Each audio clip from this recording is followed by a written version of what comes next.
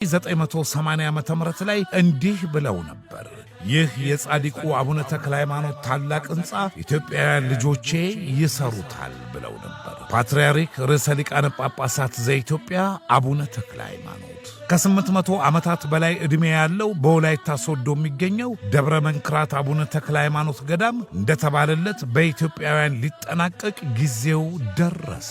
ቦ ጊዜ ለኩሉ 23 እና 24 አብይ መንፈሳዊ መርሃ ግብር በወላይታ ሶዶ ጻድቁ ተክለ ሃይማኖት ለ12 ዓመታት ጸንተው የተጋደሉበት ከጌታችን ከአምላካችን እጅ ሲመተ ጵጵስና የተሾሙበት ታዊ መሰናዶ ተደግሷል። በዝግጅቱ ከሀገር ውስጥና ከባህር ማዶ ብፁዓን ሊቃነ ጳጳሳት፣ መምህራን፣ ሊቃውንትና መዘምራሉ የእግር ጉዞም ተዘጋጅቷል። እኛ ኢትዮጵያውያን የተክልዬ ብዙ ውለታ አለብን። ምድራችንን በወንጌል ጨውነት ያጣፈጠ ባዕድ አምልኮን ከሕዝቡ ያራቀ የዋሻው መብራት ኢትዮጵያዊው ብርሃን ተክልዬ የቀጠሮ ሰው ይበለን። 23 እና 24 ደብረ መንክራት እንገናኝ። ወስብሐት ለእግዚአብሔር።